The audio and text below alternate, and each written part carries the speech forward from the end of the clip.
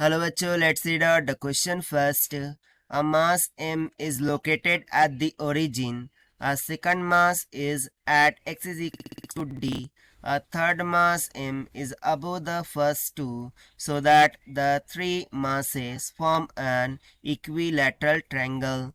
What is the net gravitational force on the third mass? So इसको हम diagram के through understand करते हैं कि लेट सपोज कि थ्री मासेस है और तीनों के तीनों मिलकर के क्या बना रहे हैं, इक्विलैटरल ट्रायंगल। सो हम सपोज कर लेते हैं कि इक्विलैटरल ट्रायंगल हो गया ए बी एंड सी। ठीक है, सो ए पर एक मास हो गया, बी पर एक मास हो गया, सी पर एक मास हो गया, और इन तीनों के बिटवीन में डिस्टेंस क्या हो जाएगा, डी के इक्वल, जो कि हमें गिवन है X is equal to D.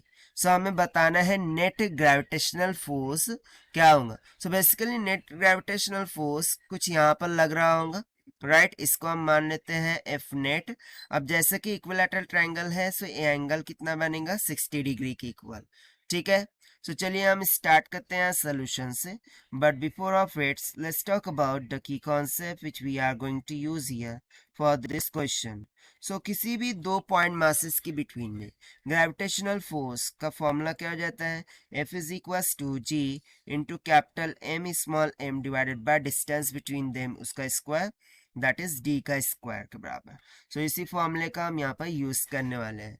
तो सबसे पहले तो देखिए मुझे क्या फाइंड करना है, एफ नेट, वो किसके बिटवीन में, ए सी और बी सी। ठीक है, सो मैं क्या करूंगा, सबसे पहले ए और सी, ये दो पॉइंट मासेस के बिटवीन में ग्रेविटेशनल फोर्स फाइंड करूंगा। सो उनका रिजल्टेंट हमें क्या दे देगा, नेट ग्रेविटेशनल फोर्स, राइट।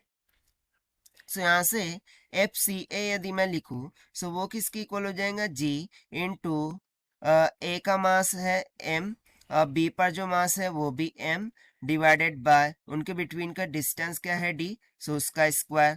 ठीक है, so it will be comes out G into M square divided by D square के। सिमिलरली यदि मैं सी और बी, ठीक है, इसके लिए फोर्स कैलकुलेट करूं, gravitational force, right. So F C B this will be equals to, same ही आएगा, ठीक है, क्योंकि मासेस इक्वल है, सो ये भी आ गया G M square divided by D का स्क्वायर के बराबर। ठीक है, सो ये एक पार्ट हो गया है हमारा। ठीक है, अब हम क्या करते हैं, नेक्स्ट थिंग हम यहाँ पर क्या करेंगे कि हमें नेट फोर्स फाइंड करना है, राइट। सो इस पे जो रिजल्टेंट है, ठीक है, ये रिजल्टेंट एफ नेट, ये किसके इक्वल हो जाएगा, अंडर रूट ऑफ जो भी एफ सी है उसका square plus F C B का whole square plus 2 into F C A into F C B into cos of theta के बराबर।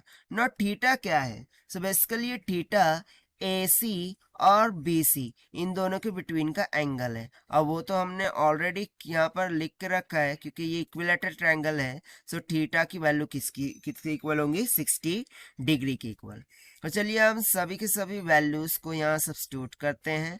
सो F net this will be equals to क्या हो जाएगा, under root of F C A, वो कितना आया था हमारे पास, जी एम का स्क्वायर डिवाइडेड बाय डी का स्क्वायर और ब्रैकेट का स्क्वायर हो जाएगा, प्लस एफ सी बी कितना आया था, जी एम का square divided by G D का स्क्वायर ब्रैकेट का स्क्वायर प्लस, ना देखिए एफ सी ए और एफ सी बी दोनों इक्वल आया है, सो मैं इसको डायरेक्टली यहाँ पर स्क्वायर करके लिख दूंगा कि 2 टाइम्स ऑफ जी एम का square divided by D square, और यही सेम टर्म दोबारा आएंगी, सो मैं यहाँ पर इसका स्क्वायर लिख दूंगा इनटू कॉस ऑफ थीटा कितना है, 60 डिग्री, कॉस 60 डिग्री हो जाएगा।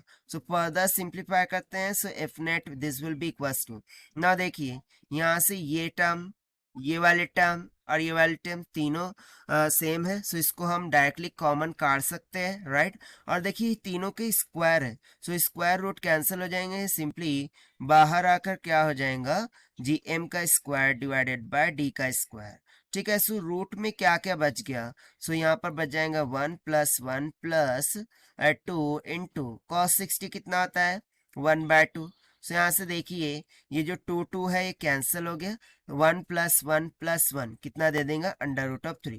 तो सिंपली जो नेट ग्रेविटेशनल फोर्स है उस वो किसकी इक्वल आ गई, under root 3 times of G M का square divided by D square के। और ये हो जाएगा हमारा final required answer for this question, जो कि हमने सॉल्व किया है by using the conceptual formula of gravitational force से। Now let us take the option. So यहाँ से जो ऑप्शन सी है, this will become correct. So this is the required solution. I hope you understood it well. Best of luck. Thank you.